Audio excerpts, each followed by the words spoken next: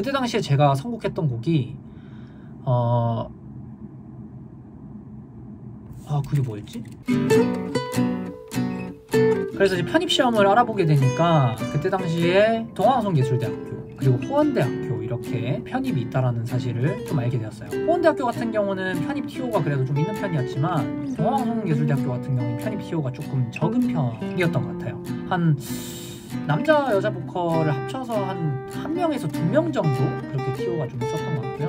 호원대학교 편입 같은 경우는 이제 TO가 좀 더 있긴 한데 모든 파트를 좀 통틀어서 뽑다 보니까 사실 경쟁률의 의미보다는 교수님들이 얼마나 이 전공의 학생을 뽑고 싶으냐가 사실 좀 중요한 그런 시험이었던 것 같습니다. 그래서 동아방송예술대학교 같은 경우는 포트폴리오가 필요하더라고요. 그래서 자기소개서라고 해가지고 쓰는 게 있는데 저는 계속 쭉 음악 계열로 시험을 보다 보니까 자기소개서라든지 이런 것들을 제가 제출할 일은 전혀 없었어요. 그래서 굉장히 좀 당황스러웠지만 일단 최대한 제가 쓸 수 있는 만큼은 열심히 썼던 것 같습니다.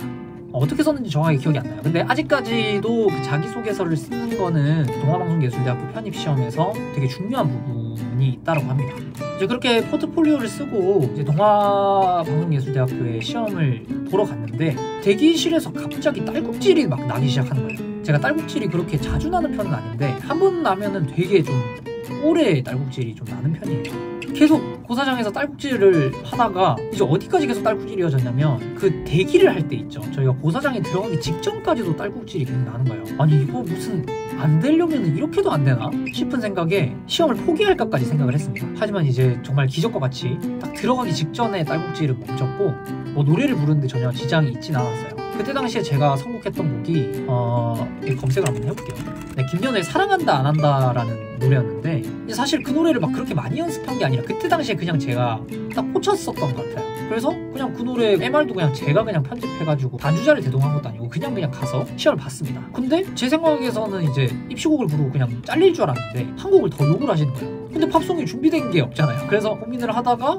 예전에 했던 본조비 Always라는 팝송을 그냥 무반주로 부르게 되었습니다. 당연히 안 될 거라고 생각을 하고 이제 수고하셨습니다 라는 이야기를 들을 줄 알았는데 질문을 받게 돼요. 근데 그 질문이 뭐였냐면 학점이 왜 그래요? 라는 질문이었어요. 그러니까 그때 당시 제가 여주대학교를 재학할 때 당시가 학점이 2.6에서 7 사이 뭐 2.64? 뭐 2.67? 뭐 거의 이랬던 것 같아요. 제가 그때 당시에는 학교를 열심히 나갔는데 좀 화성학적이라든지 뭐 시창청음 이런 지식이 좀 부족해가지고 수업을 다 들었는데도 F를 뭐 받았던 그런 수업들도 있고요. 그리고 제가 다양한 음악을 좀 잘 접하려고 하진 않았는데 그때 당시에 저희 학교에는 재즈 수업이 좀 많았어요.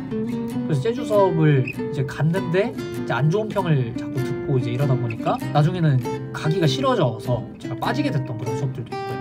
어떤 불성실한 그런 부분들도 굉장히 좀 많았던 것 같습니다. 그때 당시에는 좀 더 어린 생각으로 뭐 이 수업을 해가지고 내가 노래를 잘할 수 있는 게 아니잖아 라는 생각도 좀 했던 것 같아요. 그런 시간에 차라리 뭐 연습을 한다든지 아니면 뭐 더 잔다든지 뭐 그런 선택들을 좀 많이 했던 것 같습니다. 지금 이제 제가 좀 나이가 먹고 음악을 계속 해보다 보니까 지금 제가 학교에 들어와서는 되게 배움의 소중함도 좀 많이 깨달을 수 있었고 배우는 게 되게 좀 재밌다라는 생각도 좀 많이 하게 되어서 저번 학기 기준으로는 학부 차석을 하기도 할 정도로 지금은 굉장히 학교 생활에 좀 만족을 하고 열심히 좀 배우려고 많이 하고 있습니다.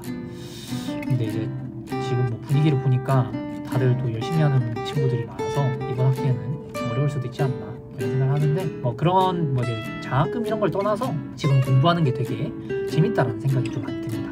하여튼 이제 동아 다시 시험으로 좀 돌아가서 학점에 대한 이야기를 해서 이제 제가 거기서 뭐 정말 있는 그대로 이야기할 수는 없잖아요. 뭐 실제 있었던 이야기 플러스 조금 스토리를 좀 덧붙여서 이제 제가 1학년 때 사실 노래적으로 좀 많이 힘들었다. 그러다 보니까 학교 생활에 좀 잘 적응을 못했고 수업을 조금 불성실하게 나간 부분도 있었던 것 같다. 하지만 제가 2학년이 되고 3학년이 되면서 점점 제 노래 실력도 발전이 됐고 여주대학교를 졸업하면서는 제가 학교 졸업 공연의 엔딩을 맡을 정도로 열심히 그렇게 좀 학교 생활을 해왔기 때문에 이 학교에서도 좀 열심히 할 수 있지 않을까 라는 생각을 한다라고 이렇게 면접은 있어 보이게 이렇게 이야기를 했는데 이 이야기를 듣자마자 교수님께서 그거랑 학점이랑은 좀 별개 아닌가요? 라고 말씀을 하시더라고요. 틀린 말은 아니기 때문에 죄송합니다 라고 이제 이야기를 하니까 이제 다른 이야기들도 조금 더 물어보셨어요. 근데 결국 결과는 불합격이었습니다. 편입시험이라든지 졸업자 전형이라든지 이런 다른 전형들을 준비하시는 분들도 이제 저처럼 학점 관리를 이렇게 좀 너무 소홀하게 하지 마시고,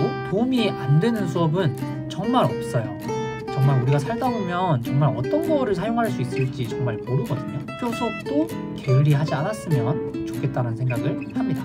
자, 그리고 이제 호원대학교 편입시험을 이제 준비를 하게 됐는데, 호원대학교 같은 경우는 제가 뭐 스캣을 받기도 하고 자기소개를 받기도 했어요. 근데 그때 당시에는 제가 메인곡과 팝 두 개 다 그렇게 템포가 다르지 않은 곡을 선택을 했는데, 호원대학교 모집 요강을 보면 그때부터 지금까지 변함없이 리듬을 다른 곡을 하라라고 명시가 되어 있어요. 근데 저는 리듬곡이 다르지 않은 노래를 했는데도 반응이 좋았기 때문에 내가 리듬곡을 조금 보여줄 수 있으면 발라드에서 좀 합격점 받고 리듬곡 조금 못해도 괜찮지 않을까라고 생각에 발라드는 허각의 바보야 라는 곡을 준비했고요. 팝 같은 경우는 브루노마스의 트레저라는 곡을 선곡을 했습니다. 결과는 바로 입자리였고요.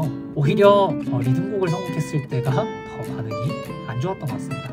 그래서 지금까지 제가 시험을 치면서 이런 장르적인 부분이라든지 뭐 다른 서브곡을 준비하는 부분에 있어서 그러니까 무조건 템포가 다른 곡을 골라야 된다라는 어떤 그런 강박 때문에 내가 잘 표현할 수 있는 거를 떠나서 다른 선곡을 하는 친구들이 굉장히 많아요. 내가 어떻게 잘 소화할 수 있고 내가 잘 이해할 수 있는 리듬으로 준비하시는 게 좋고요. 템포가 크게 다르지 않더라도 다른 느낌을 낼 수 있는 곡을 선곡을 한다든지, 무조건 타이트하고 무조건 빠른 리듬을 소화해야 된다는 생각보다는 내가 잘 이해할 수 있고 잘 표현할 수 있는 리듬이 어떤 리듬인지를 연구하는 게 훨씬 더 중요하다고 생각합니다. 물론 두 가지 장르를 다 잘한다면 그것만큼 더 좋은 일은 없겠지만, 사실 대부분의 저희 보컬을 하는 분들은 한쪽으로 치우쳐져 있는 경우가 되게 많아요. 좀 트렌디하고 되게 빠른 곡을 잘한다면 반대로 느린 곡이 조금 약한 경우도 많고요. 느린 곡을 잘한다면 조금 빠른 곡이 약한 부분도 많기 때문에 자기가 어떤 장점을 가지고 있는지 그런 것들을 잘 표현해내는 게 훨씬 더 중요하다고 생각합니다. 결과적으로는 편입시험에 모두 떨어지게 되었죠. 대학교도 졸업을 했고 제가 더 이상 위쪽 지방에서 제가 할 수 있는 게 없었기 때문에 일단은 고향으로 내려오게 됩니다.